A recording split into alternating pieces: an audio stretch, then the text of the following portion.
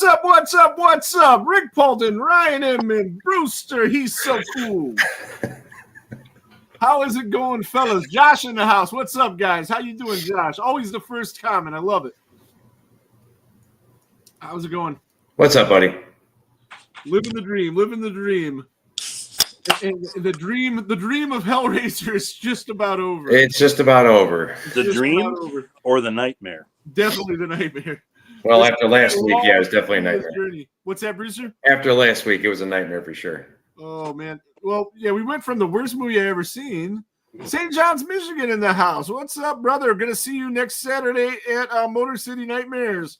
Pretty excited about that. DCS will be in the house, too. So, got a delivery today, guys. I got this one. Look at that. It's adorable. We got our frequent contributor, Tiki. And you can get one of these from Talking Tapes, something /fourthwall.com. There's a link posted on the Talking Tapes page. Rick is very I don't even know what our website is. I just know it's posted on our thing. So you get our website. We've gotten a decent amount of shirts ordered from people. I wish I would like you guys to send me pictures of you wearing this shirt. Some people did. I put a little reel up for it, but we sold way more shirts than what's in that reel, and I think it would be really cool to have everybody. So that's awesome, though. But thank you, everybody that's ordered. And if you haven't ordered, go ahead and do so. There's a couple hoodies on there now, a couple shirts. You can get stickers, all kinds of fun stuff. What's up, Megan? What's up, JP? JP was in Wisconsin playing Rockfest, I think it's called. And I think that website is wholedamnenchilada.com/org.tv HTML / fuck you pay me. You look at the comment there. That might be the one. Let's see it. Got the time there just in case. St. John's, Michigan, Jason says it's his birthday next month and he wants a Part 5 mask for his birthday. We got you covered, dude. We're going to take care of that. We are going to take care of that. Does that thing say Hekkraiser 2022? What's that? Oh, the name of this episode. Did you type it Hekkraiser 2022 on purpose? I know. Is that what it says? That's what it says up there. Look at the top next to the goose. The goose. Oh, my God, it does. You got to leave it now. Oh, yeah, I can't change it now. We're in the middle of the episode. You got to leave it now. I don't even see it, so. Hey, you mooks. Mike wow. What's up? He's been a collaborator on this show a couple times. He's a collaborator on the intro every week. Every week. Playing guitar, man. Yes. The guitar extraordinaire. We got a guitarist in the comments. We got a bass player in the comments. We got a singer on the show. I'm a bass player. Yeah. Play drums? I don't know. I can pretend to play drums. I do while I'm driving. I'm not good at it. I don't know. Explains of the 5-car pileup earlier. Oh, yeah, you'll have that. No, my car drives itself, man. It's got a gimmick where, it'll start steering itself and shit. Oh, gotcha. Scaring the shit out of my kids. My daughter hates it. And I'm like, my car is magic. And I put my hands look at it. It's magic. She's like, put your hands on the wheel, Dad. She gets all crazy. Right. My dad, when we were kids, was being like out in the rain somewhere, and we'd run to the car from like an amusement park, and then stop and looking at all dead faced and saying, "Who's got the keys?" Soon enough, man. Every car is gonna be like self-driving, like those Google cars, man. Oh yeah, that'd be sweet. That would be. Jason Pitt says, "What's up, guys? Make sure you check out Jason Trees, available now on Screamify, Amazon." All different, probably other places, but it's a really, really awesome flick. And those fellas are making their rounds now too. I see. What's that? Those fellas are making their rounds now. Oh yeah, I seen them on a couple of shows. Yeah. Megan says she could fake play drums. Okay, cool. We got a band. Yeah, if you and her can both fake play together, then that should qualify as a drummer, right? We should. Right, yeah. Two negatives. I'm retired, but my position's the easiest to replace. So. So, did you guys see anything cool this week besides Hekkraiser? Hekkraiser. I don't know. This damn keyboard I assure you guys, I know how to spell. I swear to God. Every week I put something and it's something else. No, for some reason this Monday I missed the Skill House thing. I can't remember why. Oh yeah, I seen. That's the other movie I seen. Oh, that's because me and you did that interview on Monday, wasn't it? We did that on Monday. Yeah, Let's go see it Monday. It was the only time I would have had to see it, and I missed it because of that. So we seen Skill House Sunday. We seen it on Sunday. Skill House, produced by 50 Cent. I reached out to some of the people in the movie, and I was hoping to be able to get them on because there's this whole 50 Cent battle where he's suing the people that made this movie. And he's got his name on the movie as a producer. He's in the movie, but I guess they didn't pay him. what? But that's his side of the story. Their side of the story is he held him up for $5 million. $5 million. Yeah. So, who's what too. But so we went to see the movie. I ran into Ron George, who's been on the show. The guy that runs the 21 Days Film Festival that I seen you at. Was it what it's called? 21 Hours Film Fest, 21 Days. That film festival that I seen you at, 21 days, I think. Days, weeks, hours, whatever it is. I know it's a very short amount of time. Yeah, 21 weeks would be plenty of time to put 21 weeks is fine, yeah. Almost half a year, man. That's 5 months. So, yeah, I seen him there. And so the movie was about a group of influencers that do, like, influencers with their phones, TikTok and shit. They got kidnapped, thrown into this house, and they had to get more followers than the other one, and I heard about rules, that. you got killed. And the writer of Saw 10, I guess, one of the writers of Saw 10, and was involved in it. So, but it was real weird because it was playing at real weird hours where you couldn't see it. Like, it was playing like at this theater this day, this theater the next day, like not like a couple days at a certain theater, and it was kind of hard to get to, but we got to it, and I don't know, there was some good kills in it. The idea was cool. It wasn't long, so that was good. I don't know if it was good or bad, but I seen that, and like I think some people will like it, and I think some people will absolutely hate it. I have a better idea for a movie. Anyone in the world who legitimately says their occupation is an influencer, we put them in a giant meat grinder and we feed the poor with what comes out. We're going to force the poor to eat? Probably not. I don't know. It worked in The Simpsons. Remember season 6 Halloween special? Yeah. The teachers Soylent Green, it's people. It's people. Oh, jeez.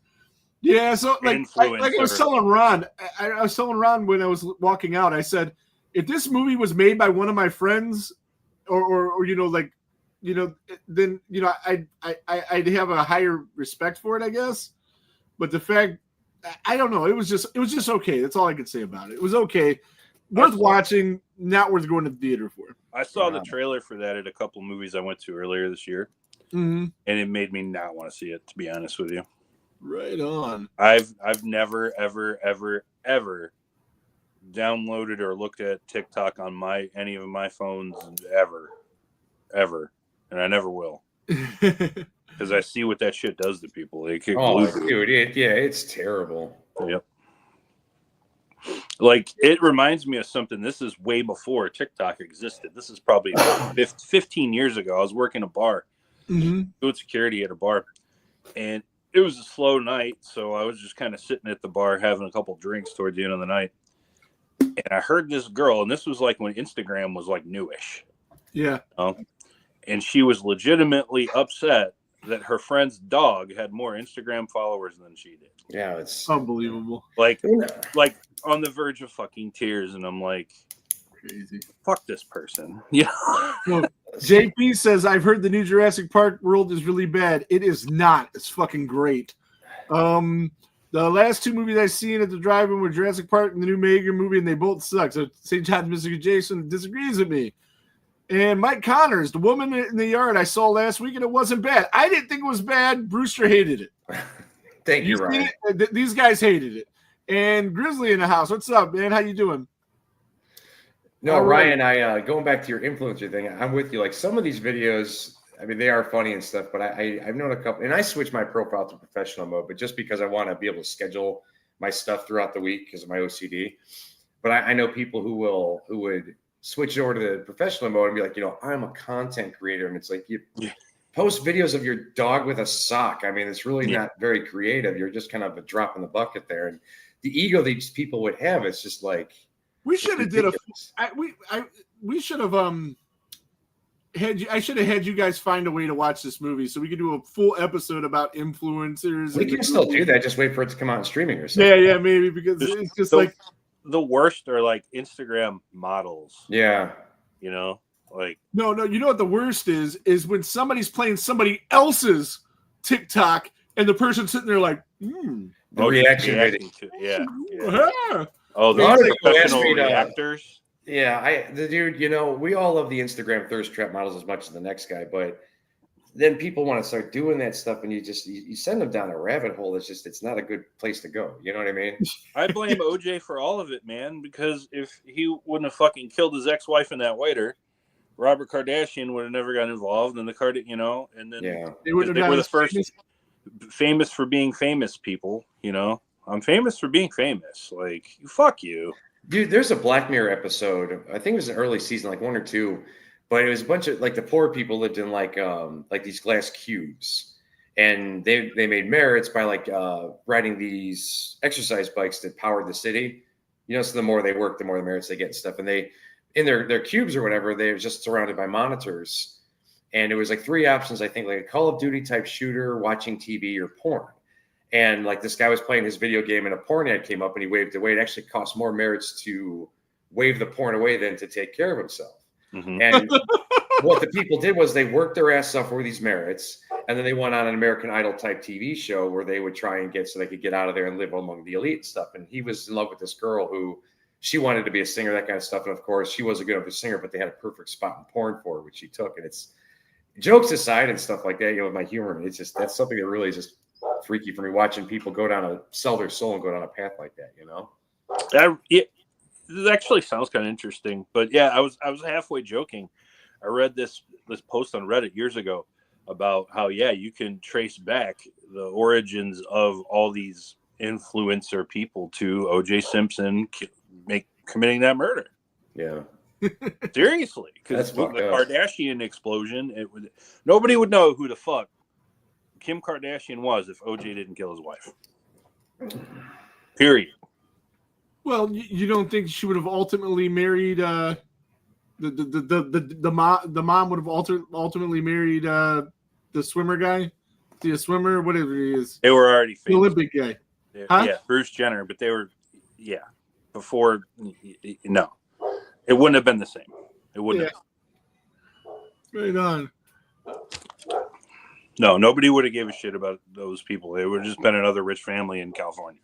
Right on. So Jason says, we're trying to make the rounds. It's hard as fuck to break through the market saturation. Hasn't seen any TikTok or Insta horror followers of more than 10K followers do a video on it. Yeah, we only got 900 followers, so we don't have the 2K. And I don't know how to do a TikTok video. But he says, so I'm a little bummed it's not getting attention. It definitely deserves. But oh well, just keep hustling. We have a screening at Gen Con in a few weeks at Indy. That's awesome. Yeah, the only things that we influence people to do is to watch good movies and not watch shitty ones. That's pretty much all we try to influence people. We try. So I will talk about your movie when I'm up at Motor City Nightmares next week at the convention there. And hanging out with the Death Curse Society guys and St. John's, Michigan, Jason, and some other folks that are going to be up there. All righty then. Did I talk about the second movie I seen? Let's see. What was it? It was Abraham's Sons. Oh, yeah. Small movie. Another Dracula story. Movie. Van Helsing kind of movie. Yeah, it was a Van Helsing movie. It was really cool, man. It was really. But it pissed me off because they called it a Dracula story. And it's hard for me to talk about it without spoilers, but it and it's still kind of new, and somebody might want to see it, but probably nobody. I'm sure it's already out of the theater. It's about Abraham Van Helsing comes over here after all the Dracula stuff. So Dracula's not even in the movie. I guess that's as far as I'll go with spoilers, but they call it a Dracula story. So he comes over after killing Dracula. He's got a wife and a couple kids, and he's living here and adapting to life in America. And then he thinks that vampires are coming over here to find them, and then it shows how his kids are dealing with what goes on. I thought it was pretty cool, man. It was definitely a slow burn. Crank went and seen it from Death Curse Society. I didn't hear his thoughts on it, but I bet he liked it. It looked like it was crank as fuck. So when it comes on streaming, you guys can give it a watch. I'm sure I can give it a mention. JP says he tries to influence people to watch shitty movies. Yes, he does. So yeah, there's Tiki. Tiki's in the house. He will never influence me to watch good movies. And then Grizz says, yeah, but some shitty movies are great to watch, and they are. They are. It depends on the level of shit. Speaking of shitty movies, he did an interview with the guy, JP, if you're still here. I can't remember the guy's name, but he did an interview with him, and he's in some weird shark movie. What was the shark movie that you guys were talking about? No, even weirder, buddy. Oh. And the guy was the shark in the movie, but nevertheless, the guy also does music, and he's got a new single coming out with Waylon from A Killer's Confession that I seen. Graveyard Shark. Thanks, Megan. Graveyard Shark, and he was the Graveyard Shark. And Brandon Wheeler is the guy's name. He's got a new song coming out with Waylon. So I'm interested to hear that because I have more music from Waylon Revis on my phone than probably Waylon Revis does. Didn't Waylon? I really think I do. Didn't Waylon used to sing for Mushroom Head? He used to sing for Mushroom Head. Okay, yeah, I know. And that's the band that JP's in, is the band with him. Yeah. Oh, no shit. If you escape the Graveyard Shark, do you have to face the wrath of the Crackoon? The Crackoon. I finally watched it, I tell you. I watched the Crackoon, man. I got to see that still. I threw it on. The wife is down here like, what in God's name is this? I said, that's the exact reaction I hoped for. I'm not watching fucking Crackoon, dude. If I still smoked weed, maybe, but I don't, so no. It's so bad, dude. I gotta check it out. Is it on Peacock? You can find it on some things like when we were going to review it for Talking Tapes. Yeah. We found it on I think Fandango, but for free. It's not on Peacock. It's in the it's available in the further reaches of the universe. No, Cocaine Bear I think was on Peacock. That's a much bigger budget movie. Honestly, I think Crackoon might have been on Peacock for a second. I think it might be right. Dude, they got some weird stuff on there. I saw the Blood and Honey movies were on there. That was a big budget movie though too. They actually put money into that. I think. They went in the theater, yeah. T says, do it as a going away gift for him. Dude, if Crackoon was on Peacock, Brandon Tartikoff would have rolled in his fucking grave. I think it might have been, man. I'm gonna do some research and I'll get back to you on that one. That's for anybody who knows who that was. Props to you. I guarantee you, Crackoon is better than that Hellraiser movie we watched last week. Not a high bar. That's not saying much. Yeah. That is literally the worst movie I ever seen. The worst. When we rank these things, you just spoiled what's going to come in last for you. Yeah, definitely. I mean, yeah. It may or may not. I'm amazed if it doesn't come in last for everyone, but it probably will. Just saying. Right on. So, all right. Should we get to the meat of the matter? I guess we got to. 20 minutes in, we haven't talked about Hekkraiser yet. So Hekkraiser. That's great. It's so appropriate too. At least he didn't put Meat Gazer. Oh, hold on 1 second though. We got Jason says, I almost decided to go see that Abraham Sons. Did I make a mistake not going? I think so. I mean, it's a good movie. He's shaking his head. He didn't even see it. I haven't even heard about it. I didn't either. I was just looking for something to watch. It didn't even have a poster. So I was like, well, that's weird. Yeah, it was weird. It said no poster available on the Cinemark website. And they got posters for all the little Hindu movies they play up there too. This one didn't have a poster. The Bollywood movies. Yeah, they play those up there all the time. Yeah. So I liked it, man. I think if you're a Dracula fan, well, here's the thing. You're either going to really love it if you're a Dracula fan, or you're going to something in it's going to piss you off and you're going to hate it. Seems like JP should watch it then. He's more into vampire movies than most. Yeah. Right on. Yeah. She says, Megan says there's some Children of the Corn movies that are even worse than those Hellraiser movies. I believe it. I don't know. I've been warned. I didn't see it. I don't think I've ever got past the third one of those. So. I saw the first 2. That was about it. I think I got. I've seen 3 Children of the Corn movies, but not in order. Yeah, I think I'm 1, 2, and 3, and then I gotta find like a box set and just watch them all. Oh, I think they're all on Tubi. It makes sense. they should be. There's Rick. He says he'll watch that if we watch Buck Wild, whatever that is. That's Rick's weekly Tubi mention. Yeah, right. Someday cross that off the list. Someday they'll pay me for mentioning Tubi. Yeah, well, if they retro pay you for all the times you mention it, man, you have to buy a bigger house, brother. Well, the movie I shot, because I'm an actor now. Yes. Don't forget, I'm an actor. Actor that does his own stunts is going to be on Tubi. And eventually, they're doing another Indiegogo for the post part of the. I guess so. I imagine they finished shooting the whole movie. It's in post production now, as it were. So when he starts that up, I'll share that on the page, and you guys can support the Yule Monster. And hopefully around Christmas it'll be out, and it'll be a great Christmas movie to be held with your loved ones and things of that nature. Sounds like it, Rick. You're really selling it. Yeah, I'm trying, man. I'm trying. Oh, you guys are going to see the premiere of that motherfucker, whether you like it or not. Everybody in the comments that's local. Yeah, you will have to go. When and where is it? Most likely it'll be at the same place Melonheads was. I won't be there. Near you not you. Yeah. I won't be there. Yeah, well, I'm gonna fly you back up here. Yeah, I'll be 1,000 miles away. Yeah, he's gonna use that 30 cents he made. You get a plane ticket. Yeah. I'm gonna use part of that 30 cents to get him his plane ticket. He ain't paying us with it. The only Children of the Corn film needed to be watched is the original. I didn't hate the remake, man. Well, I did, but I liked the little girl in it that took Isaac's place, or is it Isaac? Yeah.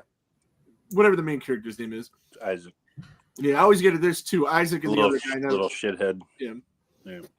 So, yeah, she was great in it. The movie, not so much. But today we got to talk about the last Hellraiser movie, Hekkraiser 2022. And these notes are not going to help us because these are notes for the interview I did on Monday. So, not a remake, but a reboot. Right. I was going to say, everybody calls it a remake. But it's not a remake. It's not a remake if it's this much different. Mm-hmm. So a reboot. I mean, there's enough similarities on the surface, but once you peel the onion, it's totally different.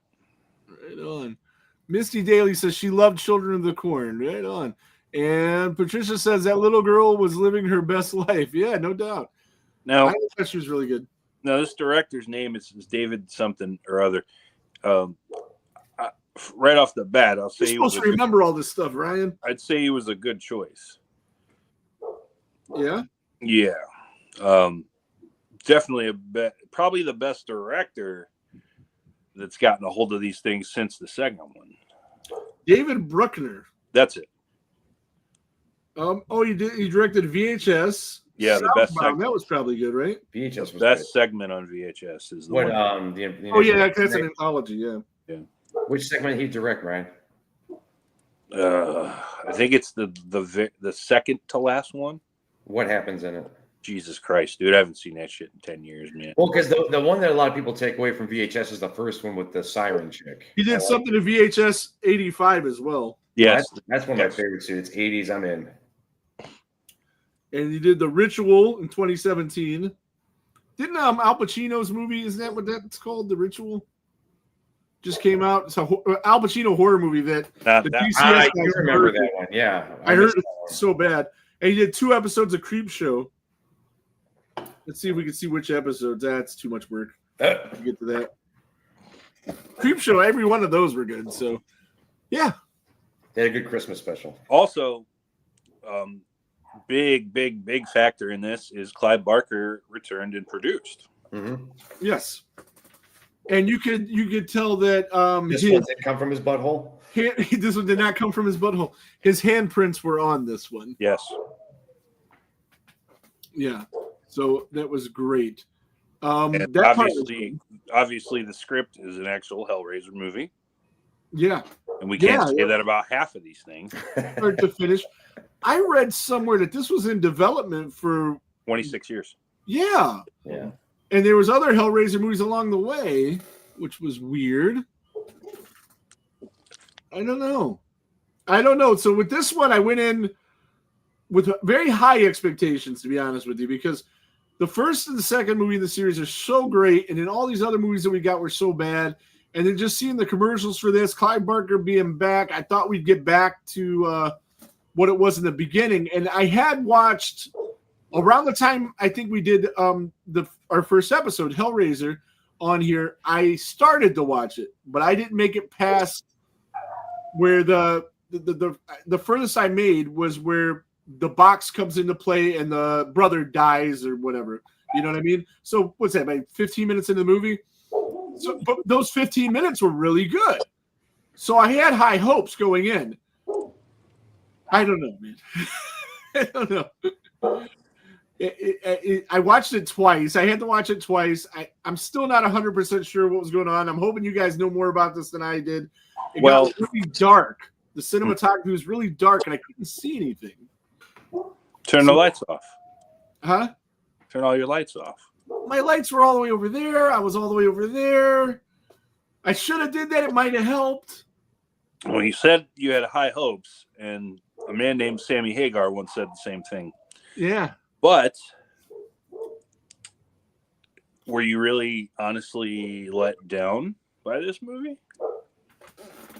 No, I mean, in a way, yeah, because I expected it to be a lot better. I expected it to really hold my interest, and it didn't. There were things I really liked about it, like the score. Like I'm pretty sure you're going to talk about that. I mean, it had the feeling of an actual Hellraiser movie.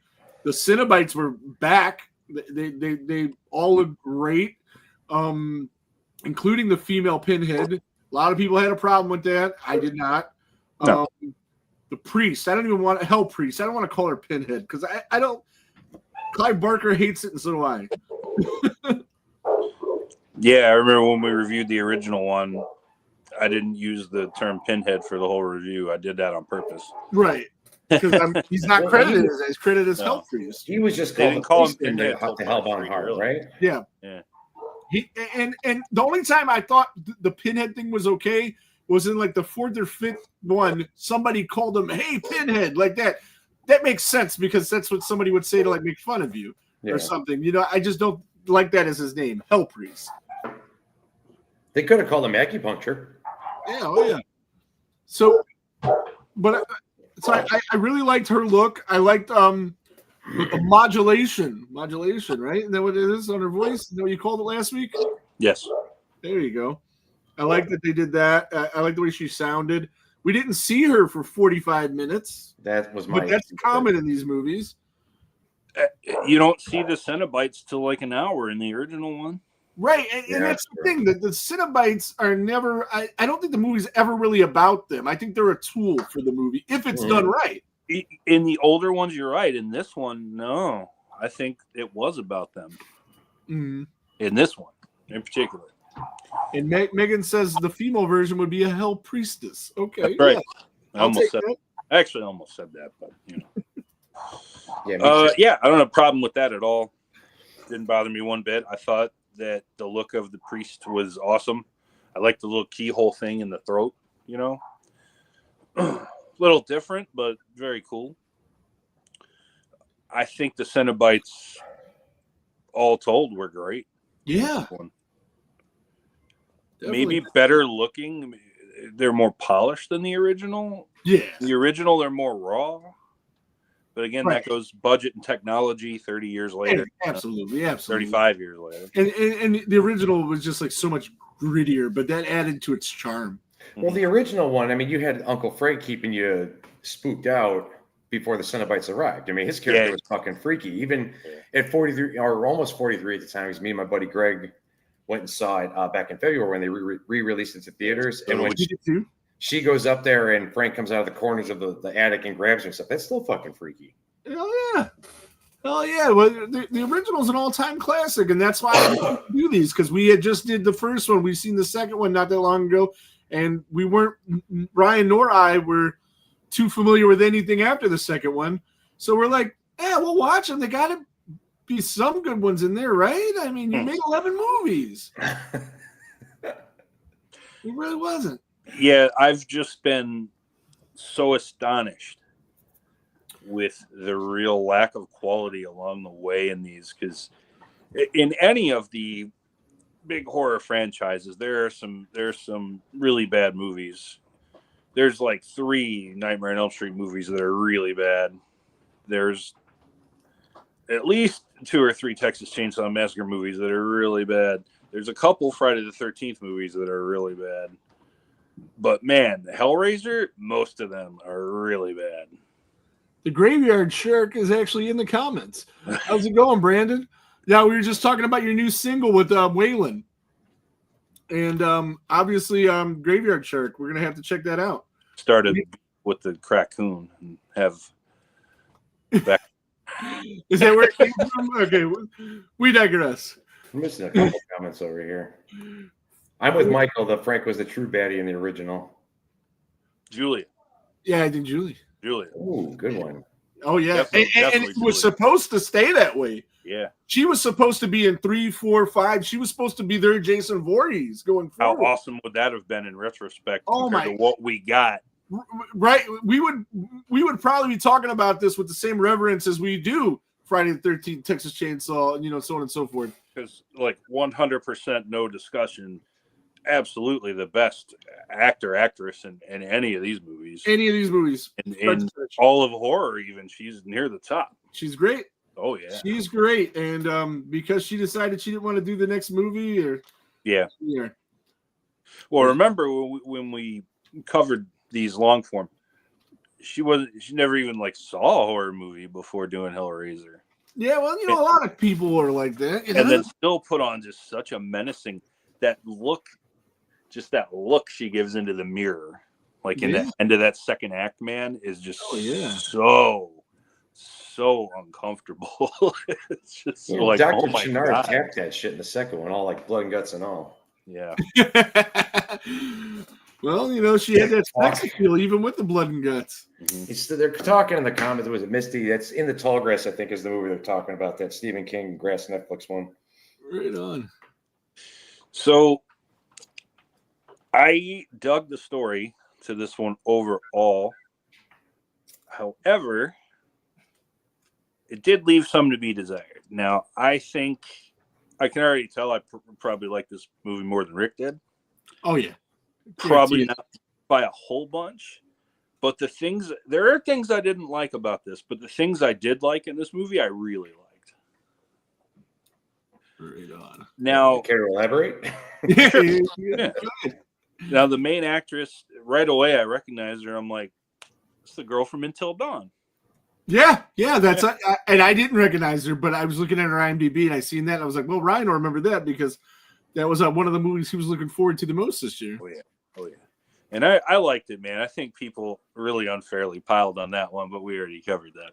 So, But yeah, I remember. I'm like, oh yeah, I didn't know she was in this because I didn't, I avoided all spoilers, everything to do with Hellraiser 2020. I'm sorry, Hekkraiser 2022. Hekkraiser. Never watched the trailer, never watched anything. All I knew is there was a female Pinhead, Hell Priest, whatever, fine. Just because everyone was talking about it and it's on the freaking cover. So that's not really not really a spoiler. But I stayed away from everything else. I didn't know who else was in it, what the story was going to be, whatever.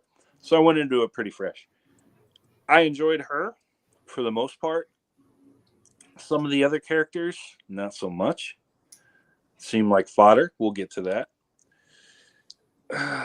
Acting. I didn't like her, by the way. Really? I like her. I thought she was annoying as shit or whiny ass voice. I wanted to punch her face. Aw. Now, I will say this. Until Dawn, she didn't quite have as much of that curly top hair going on. Who was she the main girl Until Dawn? No. She's there's the main girl, the Asian girl, she's the other girl. Okay. For the 3 girls. Yeah. Main girl with the black hair, there's an Asian girl, and then she was the other. I gotcha. So She's the one with the pickaxe. That was a pretty cool scene in Until Dawn. She grabs it. It was like Friday the 13th Part 2, like that. So I thought, though, in this one, her look anyway, she looked like great value Natasha Lyonne. Oh, no doubt, dude. Nice. And I love me some Natasha Lyonne, but she's too funny for something like this. She looks more like Natasha Lyonne right now. Yeah. The way she looks right now, too. Yeah. JP says she was actually trans, the High Priestess, and she was, yes. Yeah. And I thought that was cool and fitting for a Hellraiser movie for sure. Yeah, then that one way or the other. I just thought the character was cool and done. Don't care who does it, as long as you do it well. Absolutely, I just think it was done well. That's definitely fits the narrative for a Hellraiser movie. Mm-hmm. So, but yeah, back to the lead girl is oh God, I can't pronounce her name. It's escaping me right now. I don't want to butcher it. I thought she was fine. Was she great? No. Was she bad? No. She's not on my list of things I like. She has a name. Yeah, I know. Odessa is her first name, but I'm gonna go with Azian, something like that, or Azion. What are Azion? I think that's it. But yeah, she was. I thought she was fine. I think she did a serviceable job. There was points where I really liked her, and there was points where she was whiny and annoying. Yeah. She can play a junkie pretty well. Yes, I thought the scene on the merry-go-round was very well done. With her by herself, playing around with the button. I love the direction in that too. When you get that shot from up top where she's spinning. Paul in the house, how's it going, brother? He says he loves us too, but he has no idea what we're talking about. Thanks for chiming in, though. He's in a hospital right now. Oh yeah, I see it. Is everything okay? Or? Yeah, he's gonna be okay. All right, that's good. Hopefully he comes home tomorrow. I'll come pick you up if you need a ride. Just text me. Okay. Jason Pitts. Jason says, don't be dissing Freddy. There's 2 Nightmare movies that can possibly consider bad, 6 and 5, and even those I like all of them. Yeah. 5 and 6, especially 6, is embarrassingly bad, but 4 is not good either. 5 is my least favorite. He said 5 and 6 were the ones that might be bad. I like 6 a bunch. 5 is my least favorite. Oh, I love that motorcycle death scene in 5, man. That's the only cool thing. The comic book one's kind of funny. Yeah, I embarrassed myself because Ryan couldn't be on with Robert Kurtzman and Adam Marcus, and one of the things he wanted to know about was that scene. And since we knew Robert Kurtzman did, the effects for that movie, or a lot of the effects, and he didn't do that. I so confidently brought it up. That's a bummer too. The archives. That's probably the best kill, or one of them in that whole franchise. Even though that motorcycle, even though that movie sucks. I love that scene. Somebody's selling a bust of it. I seen online. It looked great. That's pretty cool. Yeah, but no, I don't think there was any problem with the main protagonist / final girl of this. She did okay. Rick didn't like it. That's fine. The secondary antagonist, the boyfriend. Yeah, and he fit his role well. I think he'd be the tertiary antagonist because yeah, tertiary. I love that word. I think Voight would be the secondary. Yes, he would be the secondary. I have a lot of problems with that character, but we'll get to that too. Right on. The actor's fine, but I have problems with the character. Now, it's just too cliche. So anyway, other than the lead, though, I really didn't care about any of these characters. The brother, his boyfriend, the roommate. Oh God, who cares? But again, they don't make these movies for us to. It's not the main thing. Is for us to care about all these side characters. There's probably going to be. No, if you get the 2, if the 2 were good enough, mm-hmm. I think that's fine. Now, you can still have a good horror slasher movie with completely forgettable side characters, but you can't have a great one. And that's why Final Chapter, Friday the 13th 4, I like so much, because all those side characters are you care about them. Yeah. And you don't have that in slashers all the time. It's a cherry on top. And it turns like a B into an A real quick if you're invested in people. I'll agree with that. And now in this movie, yeah, I like the lead. My sister chimes in. She says, "Thanks for posting the pic with the shirt. Thanks to everybody that ordered a shirt, by the way, in case you weren't here when we were talking about that." Yeah, I like the lead girl, like I said, but everybody else, I don't give a shit about them. Yeah. So, but again, I don't really call that a negative. Mm-hmm. That's expected. Yeah. I don't know. I the movie looked good as a whole, aside from those really, really dark parts that were really hard to see. I'm sure if I would have got up and turned my lights off, and I would have been able to see things better, but I was lazy. Well, I thought it was the tone of the movie felt kind of cool. It felt like a real Hellraiser movie. The sound and music was good. Yeah. You know. Now, what did you think of the new Lament configuration? How it goes into all these like Transformer type? You know, and a lot of purists aren't going to like that because everybody likes the Thing to be the way the Thing always was. I kind of like that. I kind of like that because they explained why too. Yeah. That each stage is a different part of what needs to happen ultimately, and each stage has a different thing going on. So I did like that. I liked the first time the dude gets stabbed by the Thing. Mm-hmm. I thought that was pretty cool. Yeah. But then once it happens, like, because you're not expecting that to happen, or a knife to come out of the Thing. But like after that first time, though, you're waiting for it to happen. That was my only issue with it. It's like, how far can you get in the puzzle until you get stabbed again, and then once you know, once you know that thing's going to pop out, you can steer clear of the middle of it and avoid the Thing. So I kind of had a little bit of a problem with that, you know. Whereas like maybe it could shock you, or maybe it could do this, or maybe it could fire a little projectile, you know, change it up, but it just. Always just a little blade popping out, but if you know it's going to happen, kind of takes away the impact. But I get it. The Thing needs to feed blood to go to the next level or whatever. Mm-hmm. But the look of it was cool. The design was cool. I'm sure there's probably a pain in the ass to do it. Yeah. And that's like, there was a lot of practical on here, but they had to use CGI for some shit, and I'm assuming that's one of them. Yeah, because I think the block form of it was real, but then the other ones were CGI. Yeah, when it was transforming into all weird shapes and just like, how does metal just bend like that all of a sudden? You know. Yeah. So no, that had to be CGI, but I understand that because there's no way to really do that practically. Right on. What do you think, Brewster? What do you think of the puzzle box in this? Yeah. I whether I want them to reboot / remake them or not, I'll still give it a chance. And it's like me and Rick talked about on Monday. It's horror related, so we're going to go see it. So I kind of like that idea about it because, like Ryan mentioned, just the different levels, different stages, kind of shows a progression, not just, you know. And the fact that they explained each stage. Yeah, it's expanding the mythology of it, and I like that. It was cool. I dug the movie. I just, like I said, I understand. I'm with you guys that, you know, the originals, or the first one especially, you know, took a minute for the Cenobites to show up, and that we already talked about Frank and that chick being the main villains of the movies. Mm-hmm. But still, like when I watch stuff, I can't get over my Michael Bay syndrome. I need something to happen right away. But I know that's on me. I like sometimes just shit to get blown up. That's on me. But once it got started, I did enjoy it in the Cenobites and everything. And, you know, I wanted this. Hopefully they make another one and see where it goes. I'm interested for that. Well, go ahead.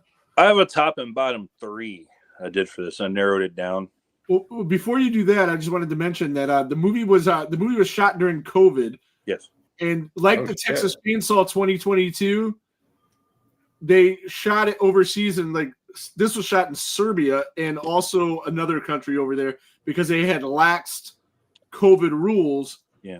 Which that really hurt the Texas Chainsaw movie because they didn't have the sets that they would want to see. You could clearly see it wasn't Texas. It was just, you could clearly see like the town that they were in was like a bullshit like Western town in an amusement park is what it seemed like.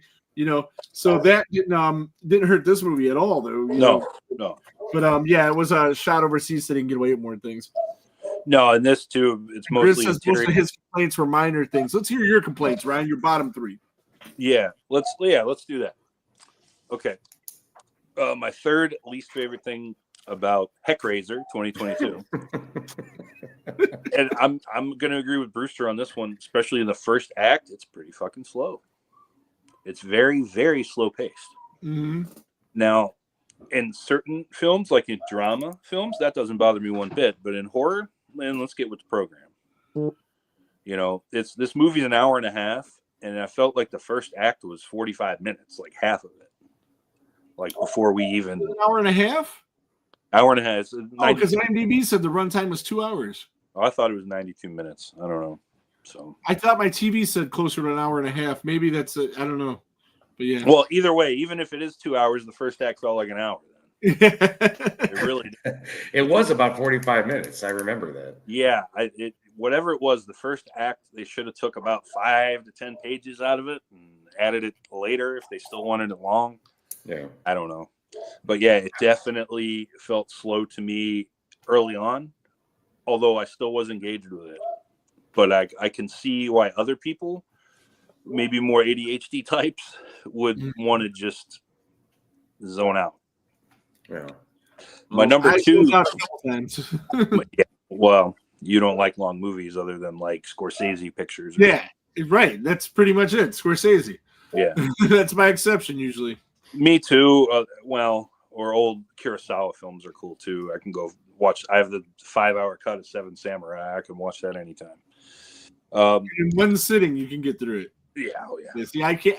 I watched the Snyder cut of Justice League, and I liked it, but it was a 4-day event for me. That's how I felt watching the first Lord of the Rings movie. It took me an entire weekend.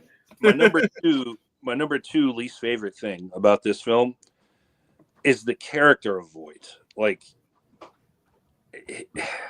okay, I'm a middle-aged, rich white guy. I'm a bad guy. But who the fuck are you? Like, there's no backstory there. He's just some rich guy. Okay.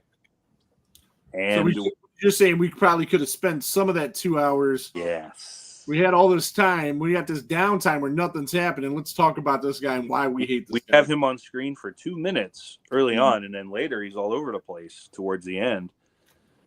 But we still.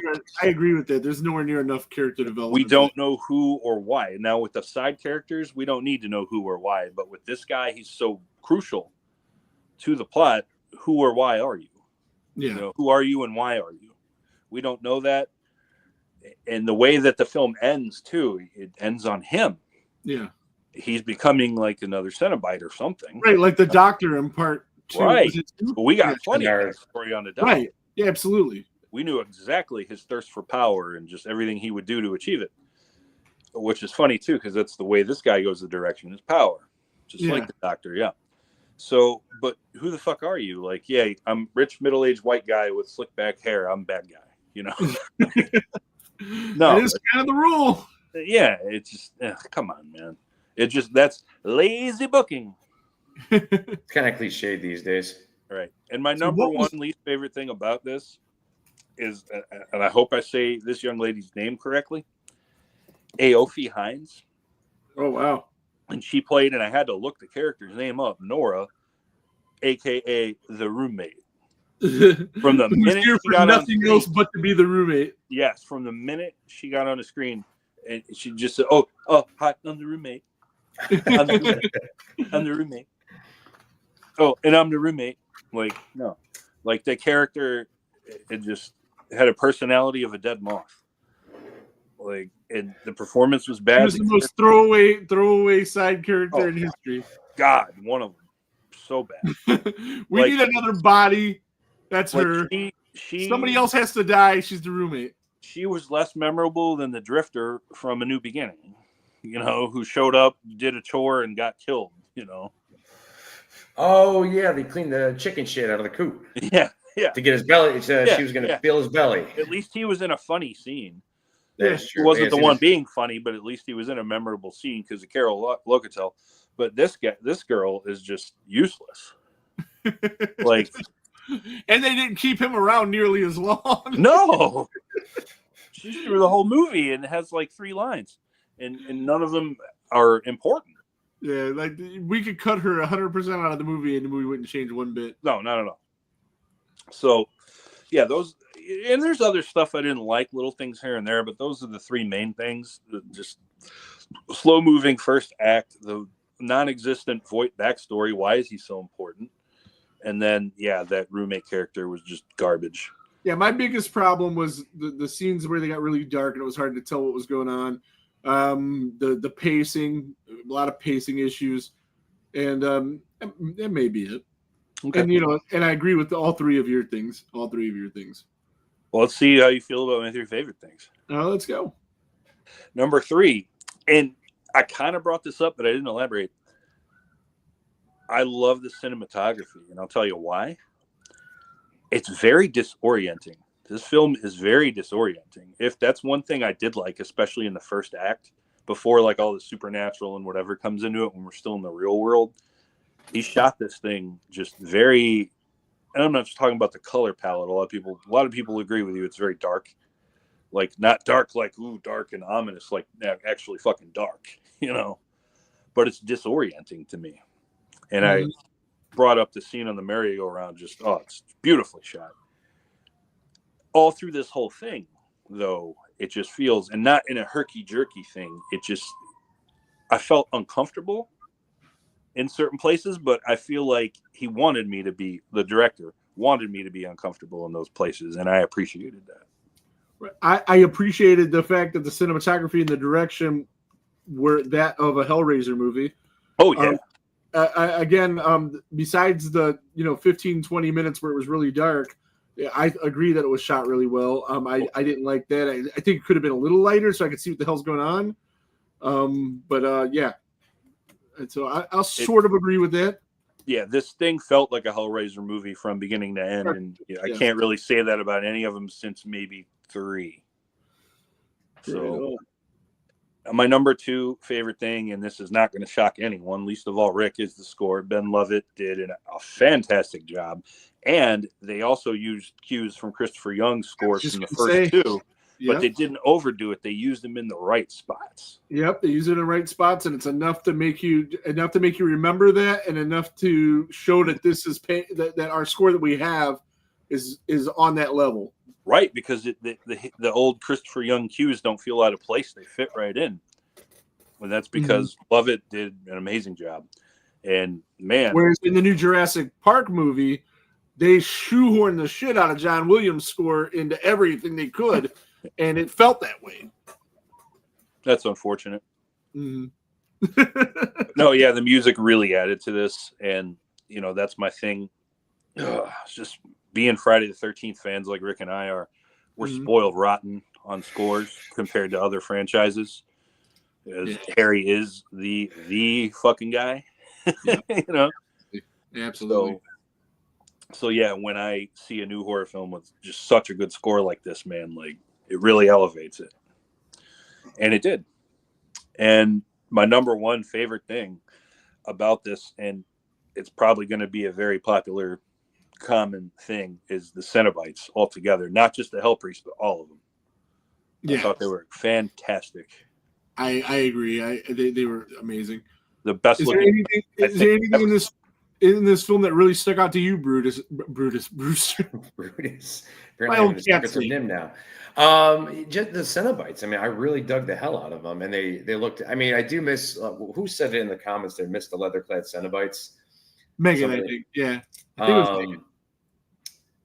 I do. I agree there, but they did look pretty badass, and it was cool to see some new designs. It's one of the things I like about the Hellraiser movies is always the new Cenobite designs. And we didn't get that last time. I have a thought on that. Not really, no. I have a thought on why they weren't leather clad and black. They were more lighter and white and fleshy. Okay. They're more angelic than demonic this time. Gotcha. That's my interpretation. I didn't read that anywhere. They're all light colored like angels and not demons, because demons to some, angels to others. Right. Like line from the original movie. And I felt Brandon said he definitely anything about Jason, Friday the 13th, definitely like to catch back. Maybe we can connect with these guys in the future. Definitely, dude. We're going to have to give your movie a watch and have you on to talk about it. Yeah. Yeah. But yeah, that's just my interpretation anyway on why they went with a different look for them. And I love the look of all of them. The look of all of them was just so well done. The old ones brought back and the new ones. Oh, that shot of the Chatterer when he squishes into the blood. And it's so good. So good. Yeah. Yeah. So yeah, some new ones, some old ones, and yeah. The practical effects on here were really gross too, but they were good. Good, like, gross. It's his skin just peeled. Oh man, it's so gross, but it's so well done. Yeah, unlike the bad gross we had the last time, which is good gross to some people, man. I don't like puke, and I don't like people eating puke. And I'm going to tell you this right here too, and it's not overdone. Like, say what you will, love, like, dislike, hate the Terrifier films, whatever, wherever you fall on that. The gore effects are good, but they're overdone sometimes. Like on here, they're not. No. Like when the skin peels, yeah, it's not gonna spray blood like 50 feet across the room, like because it shouldn't. All right, so you guys want to put a bow on our Hellraiser series and grade this thing and get the hell out of here? I'll give it a C. You're gonna go with a C. I'm gonna go with a C. I like the design. I like the lighting. Yeah, the score didn't like. I'm a child of the '80s, so I mean, the score really didn't. Nothing that stuck out to me. It just took too long to get to where it should have. Otherwise, I would have given it a B because it wasn't anything amazing, but it definitely wasn't the last two. So yeah, I'm gonna give it a C. I'm gonna also go with a C, and for the same reasons. Like there was the things that were good were really good, but the things that weren't so good. While they weren't just like awful, oh my god, I can't watch this. It was like just the pacing was just too much for me. Yeah, and it just killed me. And I don't know. I wanted this to be so much better than it was. You know what I wanted? I wanted to see the first movie again. Like I wanted something on that level, and I thought that there was a chance we would get it. We didn't. Okay. Yeah. Okay, Rick, I thought you were going to be much lower. Yeah, I mean, yeah. It's probably my least favorite C that I've ever seen. Okay. I can go there. But I have to give props for the technical aspects of the movie that did land. I've been on the fence on this one. I've been stuck between B- and C+. Mm-hmm. I'm right there. Like I usually write down my grade before we begin. Like I have it down.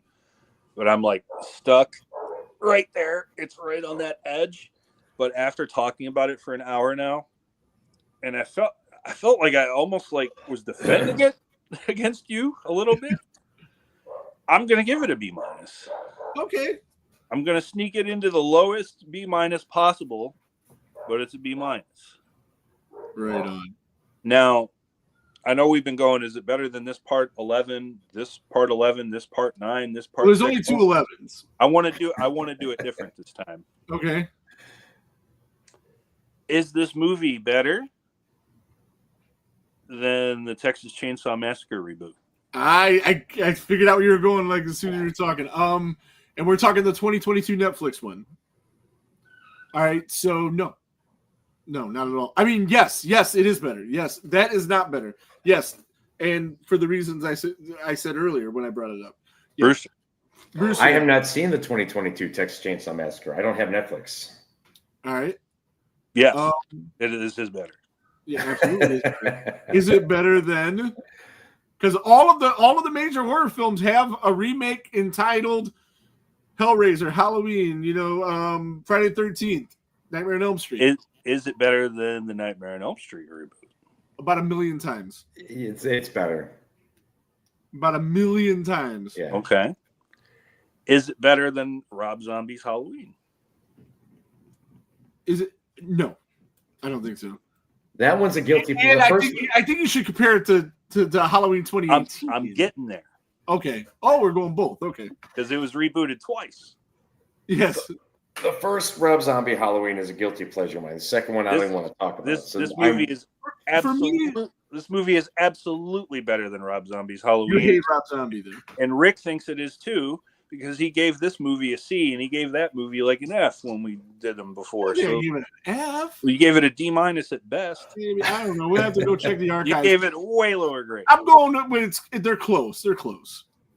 Okay. Is it better than the Blumhouse Halloween? No, I like that one. I didn't care for the Blumhouse Halloween. 2018, I like it. Yeah. Well, Halloween's not my favorite franchise anyway, so it's kind of I'm kind of biased, you know. Okay. Mm-hmm. I think they're very close. Mm-hmm. But yes, I do think this is a little bit better. And I know we haven't been including Child's Play in these rankings, but it is absolutely better. I was going to bring that up. Okay, good. Absolutely better than that piece of shit. Yeah. Now, I want to bring up a couple more first before we get to a certain one. Okay. All right. I'll let you control the narrative here then. Yeah, I just is it better than no, I can't. No, you have to. You started to. You can't stop. You can't leave us on the edge there. Is it better than what? No, the thing I was going to say wasn't a reboot, so no. Other than the one in particular I've on purpose left out so far. Yeah. What other big reboots have came out in the last 10, 15 years? I'm trying to think, because we've named all the big franchises. Well, Amityville was just a direct remake. I don't know if we count that. What about Evil Dead? Yes. I mean, but yeah, we could talk about that. Yeah. And is it? I think it's better than that because I don't like that. I thought the Evil Dead reboot was okay. That's fine. my least favorite in the whole franchise. But this is better. Yeah, I'll go with this is better. Yeah. Okay. Yeah. B- I gave this thing. You guys gave it C's. Yeah. Is it better than Friday the 13th, 2009? Yeah. If I exclude the first 15 minutes before the title card, yes. On the whole. I don't know. I'll watch that one again before I watch this one again. Isn't that tough? It's tough because if you're going to ask me, is it a better movie? I have to say yes. Mm-hmm. If like again, I'm going to watch Friday 2009 again and again and again and again. I don't know if I'll ever watch this again. I'll watch both of them again. And I love the opening to Friday the 13th, 2009. You said on record that it might be the best Friday the 13th thing in history before the title. It might be. And I've agreed that is a very real possibility. And I love Derek Mears more than most. My number 2 Jason ever when we covered that, which surprised Rick very much. Yeah. And probably a lot of people. Yeah. But there's a lot of filler in that movie, unfortunately. And the story sucks with the hostage and everything. But is Hellraiser 2022 better than Friday the 13th, 2009? Yes. It's a better movie. I just don't like it better. So that's where I had to, twist my narrative too. And if I go back to the Rob Zombie Hellraiser movie, I can say definitively this is a better movie. I just like watching the Rob Zombie Halloween better. Now I just chose this one over all of the reboots. So to me, this is the best horror reboot of all the big franchises. Now, I'm not saying it's an amazing film, it's not, but it's good. And it's better. It's a better reboot than all of those. Hey, you got me, man, because I pretty much agreed with you on most, if not all of those. So yeah, I guess I have to concede that it is the best horror reboot of all time. So far. Yeah. Now, and that's the yet it's the one I'd watch again the least. And it really is. But I mean, I gotta admit it. You would watch this before Nightmare on Elm Street reboot. I would watch this before Nightmare. This is and Child's Play, because both of those I'll never see those again. They're so I love Aubrey Plaza too, but man, that movie sucked. Yeah, it was so bad. So yeah, just and that's the thing. If we're saying this is the best of the reboots and it's only a C, that just means one thing: reboots suck. Yes, it does. Oh, Nina Yarrington from the Bloody Essentials podcast just ordered a shirt from us. Right on. Thank you, Nina. Yeah, we appreciate that for sure. And anybody else that has already done so. And then, if you still haven't, we're going to be giving away a Bob Elmore signed 8x10 certified by Beckett. So, I didn't just scribble on it myself. I got this before we actually met him. I found it and got it. And then, I have them signed on my saw, but we're going to give that away to, on Texas Chainsaw Day, which is the 18th, which I'll be in the theater seeing Texas Chainsaw again. And if you gents want to join me, you're more than welcome to. Yeah, we'll talk more as that time approaches for sure. August 18th is the day. I believe it's a Monday. What's up? Month from tomorrow. And we will be doing all kinds of cool Texas Chainsaw stuff next month. We are not going, I don't know if we'll review any movies because we want to do the franchises in order, and that's not the next franchise because Ryan has not told us what the next franchise is. I'm just glad that this one is over. I'll say it, but we do got to rank these though. Yeah, we're gonna rank these. Brewster's off next week. He's got something going on, so we're gonna see if we can get Ryan, the other Ryan, from Cine Nerds to come and help us out, and then that way it'll still be 3 of us, and we will rank them then, and he'll send his picks in, and then we'll do the aggregate rankings and see which movies finish 3 through 11 because 1 and 2 is, I guarantee, 1 and 2. There might be some people that think 2 is better than 1, but 1 and 2 is 1 and 2. Yeah, crazy people. They are out there. I drive every day, so yeah. What is the next franchise? Let's just lay it on us now because we've been wondering. We were talking about it before you got on. We don't know. So Rick picked this one, so the next one is my choice. When the one after that would be Brewster's, I guess. Yeah. We let Brewster first by fall when we did Halloween because it was Halloween season last year. Yeah, and this was Rick's idea. The next franchise we're going to do, and it's less movies, and they don't ever fall off as bad as these do, as far as I know, is going to be Phantasm. Oh, Jesus. That's great, because when I put this out to a vote, and we actually got responses, which was cool. There was like 12 people that voted. Mm-hmm. Problem was, they all picked 12 different things. Yeah. But I wanted Phantasm to win because I have not seen him. Really? I've seen the first one. I've seen the second one. I don't remember the second one at all. I believe the first one because I rewatched it recently. I believe there are 5 of them. Yeah. There are 5. There's 5. I've seen the first 3 of my guys. I'll have to watch. So give me motivation. This one won't take as long. This one won't take as long, and hopefully it'll be better. The DCS did a thing. Josh says, "Hell yeah, Phantasm! Can't wait." And the DCS guys are definitely going to be in the comments for that because they love it. They did a thing where they compared the Nightmare on Elm Street franchise as a whole to Phantasm, and in their opinion, the Phantasm franchise won out. Interesting. But they're big Phantasm guys. That's why I was gifted tickets to Scarefest from the guys running Scarefest, and I couldn't go, and I knew there was nobody better to give the tickets to than the Death Cure Society guys because, one, they had a giant Phantasm reunion there, and one of the guys is really sick, and he may have even passed since then. I can't remember. I think he did. And they were able to see him and meet him right before that. And 2, they were able to talk about the show before and after and got some good publicity for the show. So, yeah, that was pretty awesome that they took care of that. Josh says he picks Phantasm over Elm Street. Right on. I'm definitely curious, man. We're gonna have to get it done, and I'm excited to do it. I wanted to do it last time, but like I said, I left it up to everybody else, and we got 12 different answers. This will give me motivation to watch 4 and 5. I haven't been around to do that yet. So and then I think Rick chose Hellraiser based on us going to see the remastered version in the theater. And because it was our first show we did, and it was one of the big franchises that you nor I were really familiar with. So an excuse to watch movies we never have.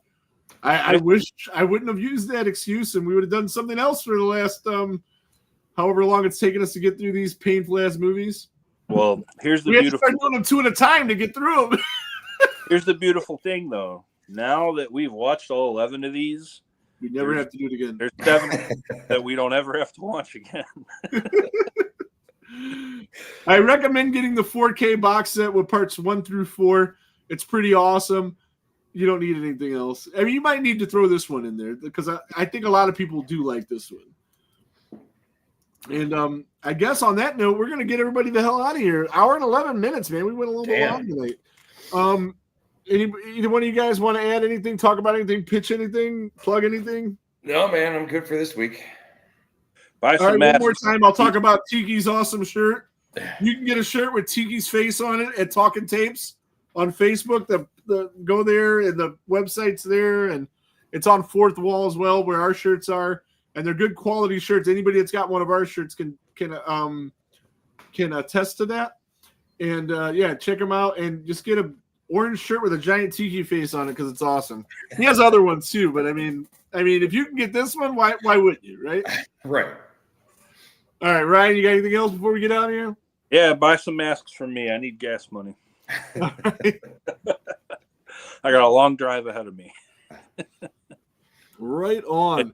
And I don't know where I'll end up. So however much gas I have, that's how far I'm going to get. Right on. That's it.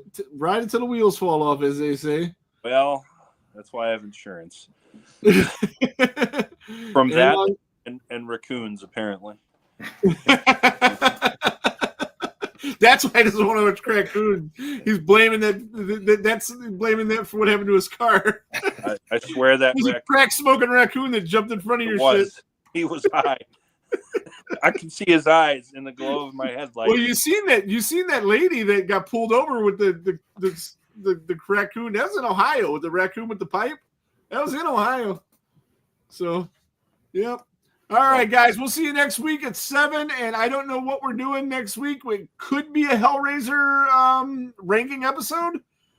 And it could be something else. If we don't have that, I'll come up with a backup plan and we'll do that. I like to make an episode because it means I don't have to watch another one of these. I already did my homework. Right on. Okay. All right. So we're going to be out of here and we'll see you next week at 7. Take it easy, guys.